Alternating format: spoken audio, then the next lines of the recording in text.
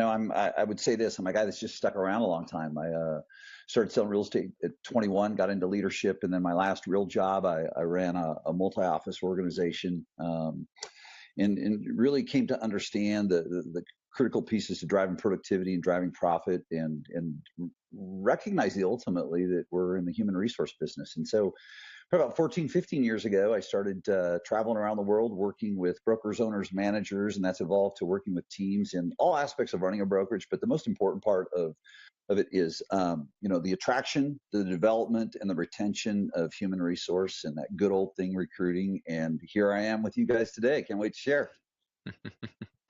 So we're excited to have you.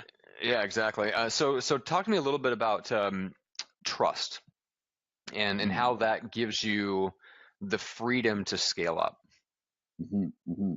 So, the one thing that I share with, there's so many academic things and systems and processes that you can unpack with people. I just got off a coaching call before I got on with you guys. And the one thing that I share with them is I want you to understand some principles. And the one is trust equals capacity. Trust equals capacity. And you look at whether it's a team or a brokerage firm, ultimately the ceiling of a company or a team is their capacity. It's the leader. And to grow your capacity, there's a couple things you need to do. You need to trust people to take the actions that you've been controlling. Okay. And so that's going to expand your capacity. That's the number one most critical thing to do. And then the second piece, then when you move into that space, because the other cap to it is when you get underneath it is that each and every one of us, we have different capacities, but each and every one of us can only manage so many people. So then it's moving from the space of, okay, I'm not going to manage people anymore. I'm going to manage a system that manages people. But the first step in that is that you've got to learn how to trust. And the first person you got to trust is yourself. Greg, I'll let you jump in here before I take over. Yeah. So this is great. So John, so what I was just writing down in my notes, because I often take notes from these things. So the leader must trust the people, and then of course that gives them capacity. What I would imagine that you've probably got some information on, and then when the people trust the leader. So it's two ways, right? It's like I've got to trust the my staff or the people that I'm going to delegate to. But what happens when they actually trust me, when it goes in reverse? How does that impact capacity? Well, it's then what happens is, and ultimately you're now operating in vision. There's three types of leaders. There's the standard style leader, and that's the enforcer who caps themselves because they've got, everyone's independent and not connected, so there's not interdependent. And then you've got the family style leader, and that's the person that coddles people, and there's just no way they can grow. But with vision, what you start doing is then you allow, I think potential is something that we can experience. I don't think it's something that we're born with. And so when we let go of the control and people know they're trusted and they trust us back, number one, your retention is going to change dramatically. Number two, when people trust you, trust that they're safe in what is a tense environment. And there's a difference between tension and stress. There's a huge difference between tension and stress. Stress shuts a human being down. Tension facilitates change. When they have that trust, number one, they're going to go out and take risks. And to be successful and grow, you've got to take risks. Number two, they aren't going to leave you. And number three, they're going to enroll people for you, and they'll quite frankly create the recruiting machine for you. And that just touches on the fact of recruiting is actually an inside out job before it's an outside in job. That's interesting. So what comes first? The trust of trusting your people, or your people trusting you? Well, there's one before that. It's trusting yourself. Okay. All right. So there's that one. And so the next piece is what I would say is then you've got to go to some principles attaching to that. You've got to trust your process first. You've got to trust your systems first, and then operate daily in your business where you're attached to the process and detached from the outcome. And so I would say that it is moving along and trusting your system and your process first, operating in a principle where you're not emotionally attached to the outcome. And that's very challenging because we're all driven people that have goals and we have commitments, but that's just how it works. What we John, have you're to talking do about is we have, shifting your commitment to more of the process and the activities, and rather than the absolutely, outcome. absolutely, That's a because very we difficult thing don't. for a lot of people to do. It's huge, and it's the breakthrough. And what you guys know in working with and dealing with highly productive human beings, it's the tiny hinges that swing big doors. It's that little nuance that can make the huge shift. Because what happens is that we get these goals and commitments that are really, really important, but then we abandon our theme if something isn't going right, and oh my gosh, I'm not going to hit it. Then what happens, our emotions take over and we get into react mode versus a respond mode, which is responsible. And so then we create this pattern of abandonment that takes place. It's sticking to a system and a process that's proven. Yes, do a retro 60-day, a retro 90-day, and reflect and gather intelligence and raw data based on what's happened to revision forward? Sure, but we've got to stick to the process. Consistency is the productivity killer. It just is. That's solid. Matt, before we go on, I want to just I want to back up for a minute. And because the audience, if Sure. I'm in the audience right now and listening, I'm like, whoa, whoa, whoa, whoa. This is kind of fairly deep. So let's, like, before we got on live, we just had some brief conversations. And one of the things I think we all agreed on is that the industry, the real estate industry as a whole, we're seeing a lot more agents becoming entrepreneurs. We've seen business owners, brokers, managers all focusing on the term recruiting. But over the last couple of years, we're starting to see agents build teams, and then they're looking to attract talent. Now, we could put attracting talent and recruiting. We could say they're kind of like two words that are accomplishing the same thing. Attracting talent might be the new sexy way to say it. Recruiting may be the old way to say it. But I think that's for the audience. They need to know that one of the things that you've done, John, is people are coming to you amongst many other reasons for you to help them scale their businesses so they can go from agent to team or from team to scaling to a much bigger team and whatnot. So just to put everything in perspective, I think that's kind of like the beginning of this conversation. And then the trust, equals capacity is just part of how people are accomplishing what it is that we just discussed. So just wanted to kind of lay that foundation. I felt that might be necessary. Good. Yep. Yeah. Really good. Yeah, agree. And so, yeah, I mean, you have to have the aspirations, John, to progress and keep on, I would say, doubling and even doubling again your business in order to really start to do like that deep personal work that we talked about, building the trust in yourself, building the trust in your own processes, your own systems.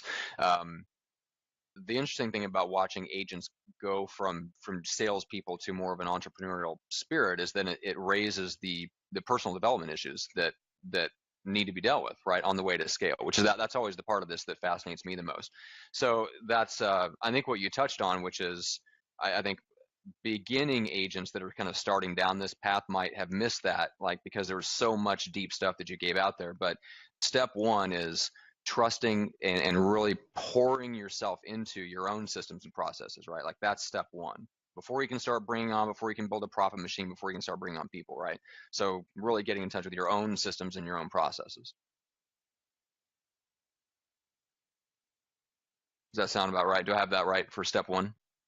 Absolutely. Yes, Yeah. absolutely. And so then because you're going to have your trials and errors, and then to create something that is duplicatable and Mm-hmm. certainly scalable to a certain level until you hit that next ceiling and step you need to take. Bang on. Yeah. So then if you get that, then what's the next step beyond that? So let's say you start to get your own systems and processes comfortable to where they're duplicatable. You know what you're doing. It's documented, right? So then you're looking, okay, great. What am I, like, where is that leading to? Do I now hire my first person or my next round of people? Like, what's that next step after you get the system and the process kind of down? Sure. The number one thing is certainly if you're productive, you've obviously got an admin person in place, and making sure that you've got your administrative staff in place, and then from administrative staff looking at, the marketing elements and those types of things. But really what has to happen next is to kind of, don't be careful, but be careful. Make sure that you have that foundation in place. And the mind shift that you need to make, though, is understanding, and I think this is another part of the psyche that holds people back from growing, is in almost any type of growth, you're going to, you've got to look at the long game. And in the long game, you're going to have a trajectory, but you're going to have tiny plateaus. If you've got to step back into the recruiting game because you're the leader and you're the mentor and you're the coach, that may pull you away from some of the sales revenue that you're used to bringing in. But that's okay, because you're going to start leveraging yourself by more people. So I've got my systems that are duplicatable. I have a supportive admin staff, and now I start bringing people in. In the bringing people in, it's very important that you also have a specific onboarding system and process in place. I mean, the simple things of what type of model am I going to have? The great question I get asked all the time. So what's the perfect way to pay this person? And what's the split? I said, I don't know. Let's put 100 teams in the room and we're going to hear 100 different things. Yeah. So it's taking a look, what's your vision, and then reverse engineering out, but then making sure that you can bring people on responsibly, move them into a training system that has context around it, that's based on commitment, and then just continuing to scale up accordingly through people, not through transactions. Interesting. Greg? Yeah, so I could see people out there that they're trying to build a team right now, John. They're maybe they own a company and they're wanting to scale their company. Where do you start? Okay, I get it. Once we get them, trust equals capacity. And maybe that's not necessarily when we get them that matters. That matters all the time. But how do people find good talent? And as I ask that question, I'm almost hearing myself say, what do I mean by good talent? Because there's probably good talent everywhere, but we just don't actually see it. So people have this vision of good talent looks like this, and they're looking for it, but there's probably good talent everywhere. We just don't know what we're looking for. I don't know what the hell I just said, John, but can you help me figure it out? Well, here's what I know, Greg, with you being a highly competent in the agent space and a great leader running an organization. You've sat across the table or the desk or had a meal with someone that had amazing talent, and you may have hired someone. I've done that before. And then 6 months later, they're in your office or on your team, and you're saying, well, they're still really talented, and that's about it. Nothing happened. And so the first thing that I would say is hire commitment. Look for commitment. Yes. Okay. And so, who am I looking for? And I hear this all the time. We need to hire talented people that have this. And again, I'm not bad mouthing it. It may come across that way, that they tested this way and that way. And all this. You know what? Here's the gig. Ready? It goes like this. It's really simple. I want to ask past-based questions. I want to go find human beings, and I want to do it without judgment, quite frankly, because fortunately, I think each of us gentlemen in this room, there were some people that chose not to judge us, that gave us an opportunity, and things are working out pretty well. So that's just kind of a foundational principle that I live by. Not for everyone. So, but what do I need to find underneath that? I need to ask past-based question. I only want to know one thing. I want to know some major epic challenge in your life that you had to show grit, and you had to make commitment, and you had a victory at the end of it that you can carry forward. Because if I can identify with something of a past-based experience, sometimes it predicts the future, right?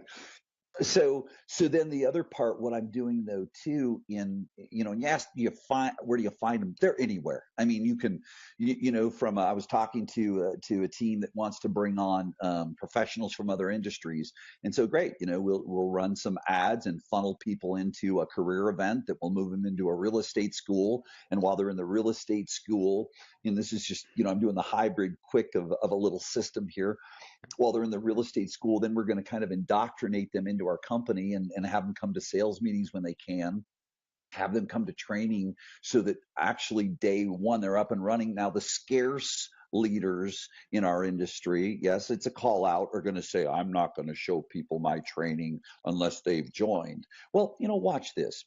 If someone's going to come to your training while they're in school, but they haven't signed with you yet, and you're not impactful enough, and your training's not good enough, well, they did you a favor because you got to learn where you get to fix things. Number two, if you have that rare human being that happens to be a taker, that from the outset, it was their design to just suck everything they could out of you, but they were going to their buddy's little company here or this huge company over there that they really liked but didn't have as much training. Perfect. We weeded them out up front. So what I want to do is I want to find committed human beings. How do I find it? I look for something in the past.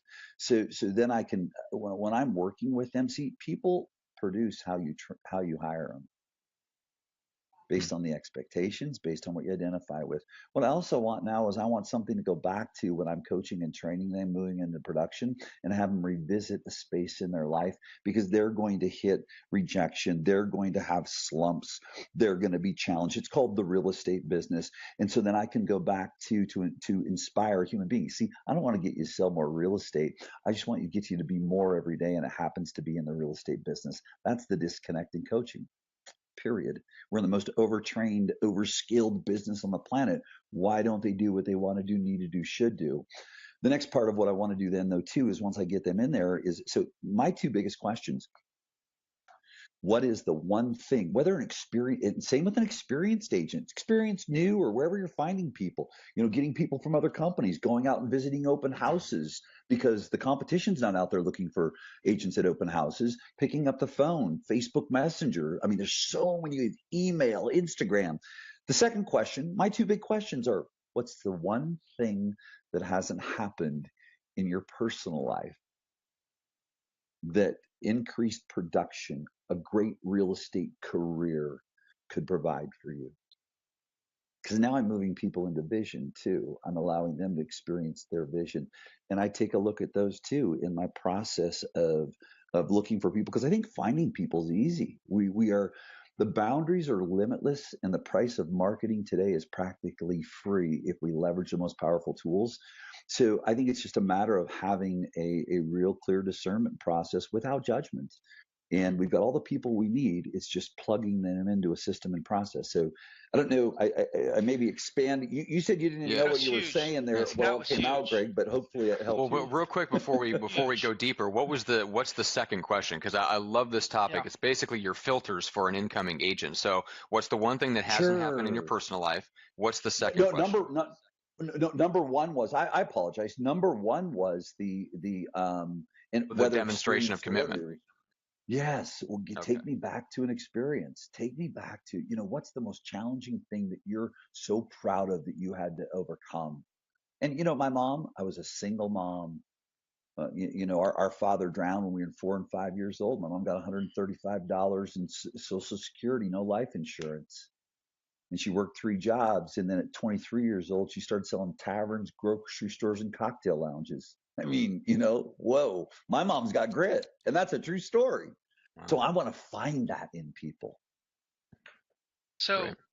This is huge. I mean, I just feel like such a student, for you right now, John. So I appreciate that, because that's one of the things that I really value out of doing this and hanging out with people like you. But one of the things that I heard, and please, if it's not how you intended it, then please correct me, because I want to really get this. But what I'm hearing is like real talent shows up when a committed agent and a committed leader collides. It's when the two things collide. Period. That's it. And the committed leaders attract the committed human beings. Yeah, It's that's what I really get. that simple. Because the messaging and we've worked together, Greg, in the past. Yeah. The messaging lines up. Our circle of who we chat with. I mean, hey, listen, we want to share with as many people as possible, but our little circle it collides. Think about that, Yeah. from a pure standpoint, and so it's the same in our day to day lives. As you are is what you will attract. As you communicate is what you will attract. And here's the beauty of the other part of that. And as you are and as you communicate is what you will detract. And that's what some of you aren't getting strong enough at. See, people are looking for someone to stand as a leader. They don't want someone that's gray. Mm-hmm. Yeah, and that's really, really good. Very good. And Greg, if you don't mind, we can keep going deeper on this a little bit because I'd love to talk Did you just about wipe a tear commitment. from your eye? No, my eye is Did you literally just twitching. get teary-eyed with what he just said? No, Matt, you go where you want to go, man. This is fantastic. Okay, so commitment, John. Mhm. Because I think you're 100% right about that. One of my mentors, who's actually in the recruiting space, a Oh, guy cool. that I respect immensely. Yeah, I mean, he spent 25 years coaching the top echelon executive recruiters in the country. Wow. So he talks a lot about like the system that he came up with for helping individual recruiters, which is the kind of the equivalent of a salesperson in real estate space, is he called it Sure. the lock-on report. You have to lock on, and you have to have absolute commitment to the numbers that you set. And I think that's where a lot of us, as whether we're agents or entrepreneurs, leaders, whatever the case is that we kind of give ourselves a pass on that, but then we expect to bring on people and then expect to hold them to goals and activities that we dictate. A lot of times it's stuff that we dictate to them, right? They haven't really committed to it. They definitely don't agree with it with their unconscious. But I think you talk about being a leader and growing your capacity as a leader. That I think that's one solid area where if people come away from this conversation, is to start working on our own commitment to ourselves and the commitments that we set, and do we really honor them before we expect other people. So John, how would you recommend that other people start to work on their own level of commitment to themselves and as a leader? Well, we had not met until here, and what I know is you're a really smart guy because we're pretty aligned in principle. This is the song that I sing, and at the risk, because I know what my intention is. My intention is I know that if people come to work with me and investing their money and their time, they want something in return. And so for me, I'm on the path of relentless pursuit of the truth. It's so curious, and I say it all the time. We expect our people to prospect, to market, to present, to constantly build their skill sets, to have lead nurture, and ultimately convert. Yet the interesting thing, and then the second thing, here's or maybe not in either order, um, uh, doesn't matter which one's first. Second thing is the broker owner manager will say the most important thing we need to do. I've sat in these meetings for years at big conventions and masterminds. Recruiting's our number one problem, and they go back and they don't do it. They don't do it. They live in the $10 an hour easy activity that feels good. And I'm sorry, but it's just the truth. You want to know why? Because that which gives us the greatest rewards is the most uncomfortable. So we know those principles, but here's what I'll tell you from, again, not a theorist, from practical and applied experience of a branch manager. Okay. My production in my office went as my recruiting went that month. See, what we know is it's an old cliche is be an example, lead by example. So, okay, but guess what? And I'll just say it. And I like to challenge leaders, maybe make them a little bit mad because then they'll remember it and then do it out of being mad at me. I'll say, so 90% of them are do as I say, not as I do, because I'm not prospecting consistently. I'm not picking up the phone. I'm not using video in my marketing. I'm not using email drip campaigns. I don't have an online, lead generation for recruits. So here's what I want to say with love. Absolutely. Any leaders, whether you're leading a team or a brokerage, if you will follow the same exact principles that you are getting your agents to do, there's two things that are going to happen. By default, the production of your agents is going to go through the roof. I saw it firsthand as a branch manager. My recruiting numbers were low that month, sales were low. Well, yeah, John, because you bring on agents and they bring more production. No, it doesn't work that way. An agent that has production, it takes some time to merge their business over. No, it was the direct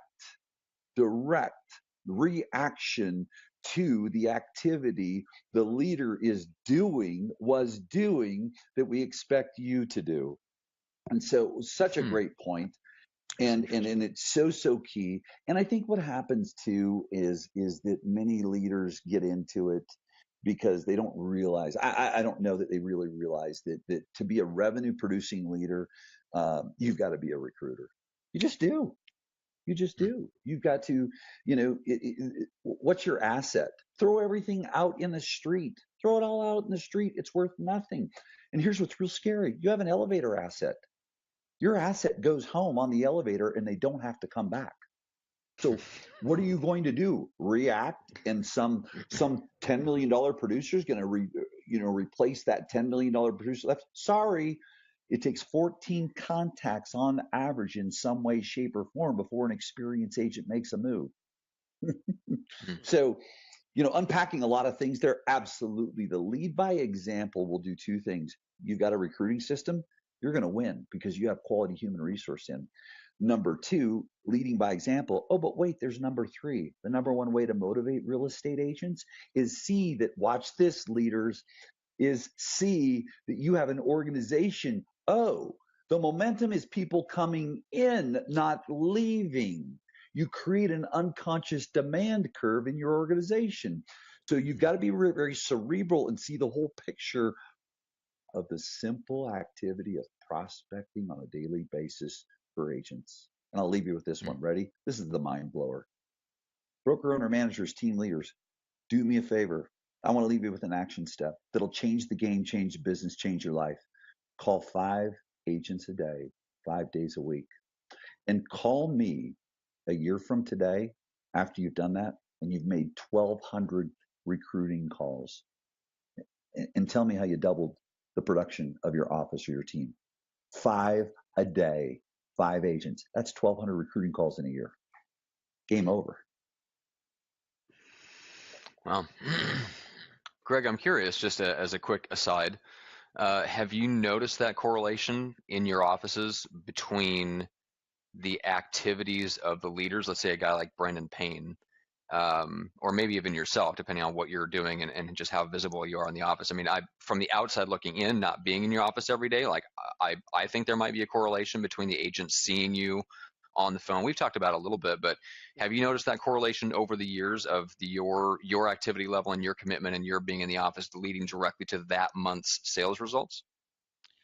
100%. I see a few things that he's saying here that I reflect on, and I'm like, wow, I didn't know what I was doing, but maybe there's a few things that I may have lucked out and maybe Yeah. created some habits that were that fit with this. Is number one, I've always said that I lead from the trenches. I don't lead from I'm not a mile behind the front line, getting scouting reports telling people what moves to make. I'm actually on the front line with my people, and I'm making whatever moves that I think need to be made, and therefore they seem to follow those exact moves. I think there's one thing that I would say, that John is hitting on that I believe in. I've got an office, a nice office in my office building, and I don't open up that door probably more than maybe one time every 2 weeks. I'm actually go in the training center where all my agents are, and I have the same size cubicle as every one of my agents, and I stand there with them every single day. And I'm making my calls. I'm doing my things. And we don't really have to talk about a lot of times whether or not they're going to show up, because they see that I'm showing up. So therefore, that's just normal. What I'm what I'm wondering what John would think about is like, man, the trend right now is like, I need to hire a CEO to take over my team so I can like back out. I mean, I wonder what's happening there. It seems like the leadership is trying to move away from their agents right now and hire people to become their leaders. I'm just wondering what's happening in the market and how that's going to impact them. Because I think and I don't know everybody in the industry, but I think that I'm one of the few that people know that actually still mingle with my agents 3 hours a day, every single day, standing up at 8 o'clock to 11 o'clock every single day. There's just not a lot of people that are doing that anymore. I'm just wondering what the real effects of that will be in the future. Well, here are the effects. You're a productive guy and a good friend of ours, and we know he does pretty good. A guy named Joe Viascusa. Very great guy.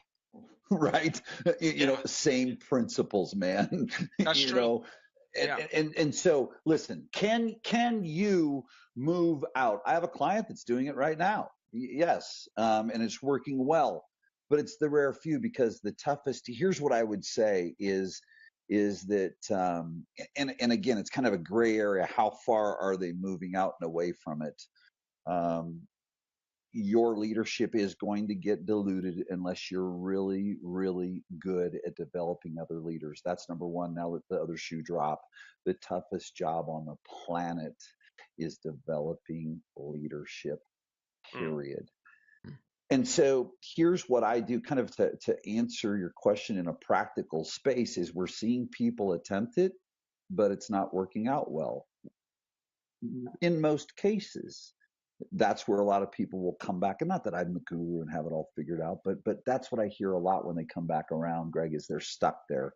They've tried to, and then they have to come back down. They try to, they lose some people, they have to come back. And so, John, let me interrupt you real quick. What's the draw from leaving? Like, I don't feel like why are people think leaders saying, hey, in order to scale and become an entrepreneur, I need to move away from the front lines? Because I actually think the opposite. But what's the draw? Why are people even thinking that that's the right move?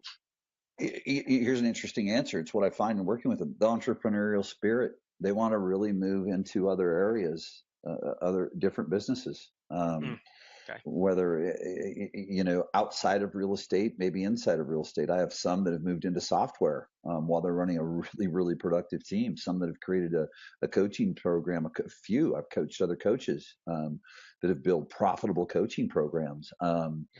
Some of them want to go invest in a whole different type of industry. They want to go flip properties.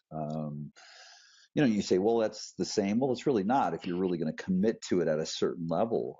There's people that want to open up a restaurant. I've got a client that wanted to do that. So that's the part of it. And so what's the solution? And it's the first thing I say to people, whether you're today at, because this principle will take you through. I love it. We both came with our book, Scaling Up. This principle will take you through whatever levels you go. And here's how it goes. Every day, whether you've got one person on your team or 100 or 300 or 1,000 agents, every day, the number one thing I want you to do is wake up and ask yourself, how am I going to replace myself today? That's it. And I try and come from a not data dump and because I've got all kinds of content I give people, but if I can keep thinking in the simple principle places, how am I going to replace myself today? Well, I need to transfer value to human beings that has been transferred to me. I'm a vessel that keeps that going through. So now to do that, I've got to train, and this is the challenge where the breakdown is, and for anyone, any type of leadership, because I work with leadership a little bit outside the industry too, is our biggest mistake in leadership. We think that we're going to hire a leader and they're going to do it just like us. No, that's why you're the leader. Hello. Or we think that, but I've got this proven formula. Why won't the agents do it? Well, if they did, you wouldn't have the team, So yes, it is I think that the simple answer that you asked there, it's wanting to do, it's the entrepreneurial spirit, Greg. It's that natural entrepreneurial spirit to them. And some of them, they get burnt out too, a little bit of burnout. So. Yeah, fair enough. I believe it. All right, John. So let's finish out with this. Okay. So we've talked about a lot of practical steps. Let's go a little bit for the people that are listening that are a little bit further down the line. So let's say they have a team and they're looking to, like, they've got the systems down in terms of, like, they've got their lead generation down. They've got their admin systems in the back end, right? So they've got, let's say they've got operations and finance relatively down. So they've got, 2 out of 3 legs of the stool, so to speak, handled, right? Now they need to build out the team. So it starts from the inside out. So obviously there's a lot of personal development work and that stuff that it really never ends, right? So you're always doing that. You're always working on yourself, building your own capacity as a leader. What's the next step on the practical side of starting to have more conversations? Obviously reach out and call 5 people a day. What are Yeah. the types of conversations that you would like to see people have that will lead to them joining the team and growing the team?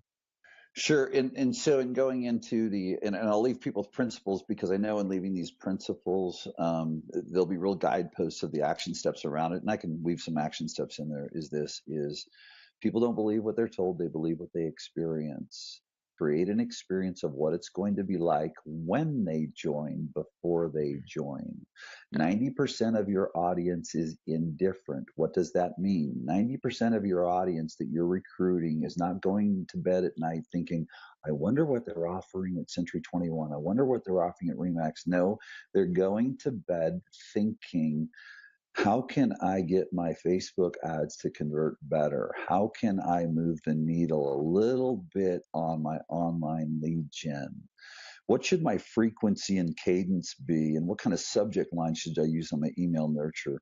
So the next piece is meet them where they're at.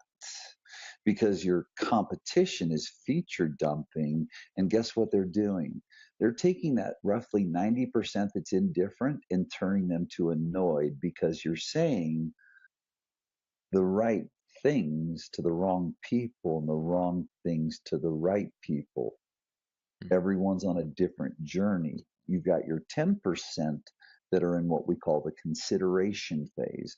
That's where you have a different type of conversation of what the move would be like. So coach, train, and lead the competitors' agents better than their current broker is or team leader is, so that one of 2 things happen over time. Number 1, they see value in your coaching and training and want to join. Or number 2, if something happens at their current leadership, you're the destination broker.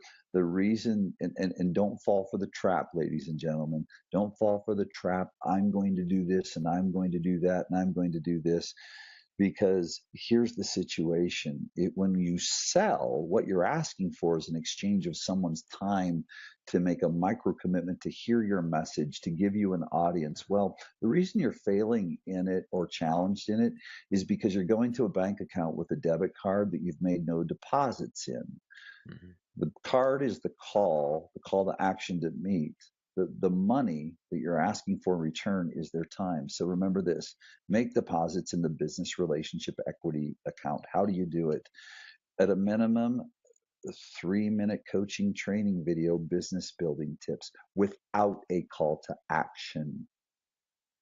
I don't have to put up with your sales rap anymore. I'm in the information overload age. Well, when do they get the clue? They know what you're doing and they receive it better. What you do then is, so at a minimum of once a week, through video, through Instagram, through Facebook, through email, constant messaging of value transference, not the we're wonderful. Let the rest of the folks in the barrel of the monkey tell people how wonderful they are, okay? And confuse agents versus being the leader that's demonstrating I'm the most competent, relevant information portal. And you're going to discover unconsciously, I do more for you than your current leader is. And then you're going to ask me if you can join. So that's kind of the quick scenario. And those are the Yeah, this is principles. straight, it's I love it because it's straight J. Abraham strategy of preeminence. It's phenomenal, right? It's treating the agents as someone that's under your protection and care and leadership before they're ever in the fold. It's exactly the same thing you teach us about how to deal with clients, right? You teach them as someone that's under your care and protection. So yeah, so outcoach until the point where they ask, how in the hell do I join your team, for God's sake? Yes, Yeah. it's a series of micro commitments. So what we want to do in any sales process is this is what we're doing is we're constantly seeding the next step so that when it does move to the point of, oh, okay, I see the next obvious step is to ask you if I can join. And I have text messages that my clients receive from experienced agents with agents saying, hey, after the meeting, I think I'd be agents selling them, experienced agents selling them how maybe they'd be a good fit because they made the deposits in the business relationship equity account. They weren't in their face. They would make deposit, deposit, deposit, call to action, deposit, deposit, deposit, call to action. We kept the business relationship equity account full. Mm-hmm. Yeah, it's awesome. Yeah, I hear give, give, give, and let the law of reciprocity take place. Bam. Yeah, It. absolutely. All right, guys. Well, so I mean, I'm not a mind reader, but I know we've got a lot of people watching, and I think what they're thinking is like it's really deep, and I'm gonna want to come back to it, like re-listen to the episode, and all that's great. John, how do they connect with you to get more of your stuff in more of like a structured layout rather than just like a conversational form? How do they connect with you? Sure. You know what I want to do is I want to stay in my integrity exactly of what I share with people. And so I have purely it's called the 3 secrets to profit. So go to www.3 spelled out 3secretstoprofit.com, 3secretstoprofits.com. And what you're going to get is you're going to get a 3-part video series that will come to you that is in the 3 most important silos of leadership: recruit, train, retain, the profit game. And from there they can find me, but I really want to leave them with a space of where they can go and see that, here it is, 3secretstoprofits.com. And that's profits with an S at the end, right? I think it is. I'm sitting here going back to myself. This is pretty funny, you guys. You caught me right there. Let's check and be sure. Yes, it is. Thank you. It's 3 secrets plural and profits plural. Good grief.